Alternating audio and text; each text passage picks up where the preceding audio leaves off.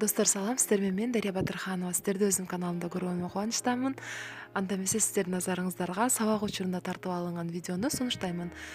Бул видеодо мен жалаң гана профессионалдык каражаттардын жардамы менен классикалык смоки айсты жасаганмын жана бул видеодо сиздерди жалаң профессионалдык каражаттар менен тааныштырып чыгам. Бизде биринчи кадам бул демакияж, бетин тазалап алдык. Биздин моделдин оозу кургак болгондуктан Лукас Папайя бальзамын коюп жатам. Бул 20 мүнөттүн ичинде бизде оозубуздун кургаганын жок кылып берет. Андан соң бизде смоки айс өтө кара түстөр көп колдонгондуктан биз көбүнчө бетине койбойбуз, биз көздөн баштайбыз. Бул жерде Inglot'тун бизде 39 номери. Андан соң мен Makeup Forever'нын транспаранттуу упасын колдонуп жатам фиксация кылуу максатында.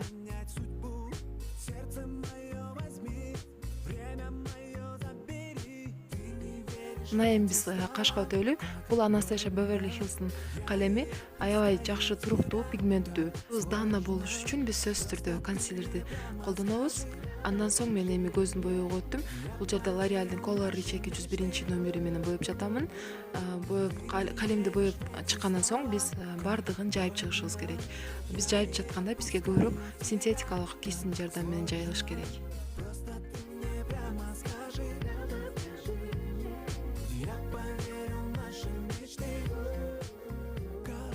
Бизде калемди жайып чыккан соң биз боекторго өтөбүз. Эң ачык күрөң түстү алабыз дагы биз үстүңкү кабатыбызды боеп чыгабыз.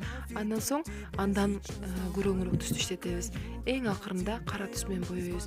Бул жерде биз Bobbi Brown'дун 18, 11 жана 12 түстөрүн колдонгонбуз. Бизде боекторду жайып чыкканда бизде түтөгөн эффект болуш керек. Бири-бири менен түстөрдүн айкалышы жакшы болуш керек жана бири-бирине түстөрдүн өтүүсү өтө жеңил болуш керек. Бизде акыркы эң үстүндө боелгон түсүбүз жайылып туруп биздин терибиздин түсүнө окшошуп жайылып кетиш керек. Эми биз үстүңкү кабатта жасалган техниканы астыңкы кабатта дал ошондой кайталайбыз. Достор, мына биздин көзүбүздүн ажары бүттү. Эми биз базага өтөбүз. База коюп бүткөн соң бизде тоналдык крем коюп жатабыз. Бул тоналдык крем Inglot 49 номери абдан сонун сиңет жана биздин өзүбүздүн терибизге окшошуп кетет жана аябай туруктуу. Андан соң мен көзүнүн асты жактарына, айлана жактарына жана бетинде кайсыл жерде дефект бар болсо, ошол жерлерге MAC'тын Prolong 20 номерин коюп чыктым. Бул биздин кемчиликтерибизди жаап берет.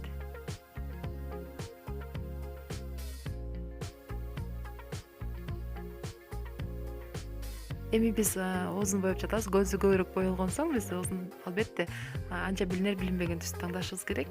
Бул MAC'тын помадасы. Аябай жакты мага түсү. Достор, бул MAC'тын Soft and Gentle аттуу хайлайтеры. Биз жагыбыздын жогорку бөлүгүнө коебуз жана көзүбүздүн ички бурчтарына коебуз жана биздин дал ушул мурдубуздун дал ушул ортосуна коебуз. Андан соң эгерде биздин оозубуз илебибиз кичинекей болсо, оозубуздун үстүңкү кабатына коюп койсок болот. Эми биз Inglot'тун 502 номердеги скульптурунун жардамы менен бетин контурлап жатабыз. Сөзсүз түрдө биз бетибизди контурлаганда өзүбүздүн бетибиздин формасына карашыбыз керек. Эң негизги стандарттуу контурлоо бул кулагыбыздын үстүңкү бөлүгүнөн баштап оозубузду караган жол болуп эсептелинет. Бирок биздин эгерде бетибиз узун болсо, бул контурлоо жарабай калат. Анткени биздин бетибиз андан да узун, ничке болуп көрүнүп калат. Визуалдуу түрдө биз бетибизди кыскартыш үчүн биз кулагыбыздан баштап мурдубузду бүткөн бөлүгүнө чейин жолду алып келишибиз керек болот. Ошондуктан достор, биз сөзсүз түрдө өзүбүздүн бетибиздин формасына көңүл бурушубуз керек. Алтын болуп жаркырайсың сен, айдай. Достор, бул менин моделимдин биринчи профессионалдык макияжы экен. Өзү бир аз жеңил шок болду, бирок жыйынтыгында макияжды аябай жактырды. Эгерде сиздерге бул видео жаккан болсо, бул макияж жаккан болсо, сөзсүз түрдө лайк басыңыздар жана менин каналыма кошулуңуздар жана өзүңүздөрдүн пикириңиздерди калтырыңыздар. Сиздер менен мен Дарья Батырханова болдум. Кийинки видео тасмаларга чейин жолукканга чейин сак саламатта калыңыздар.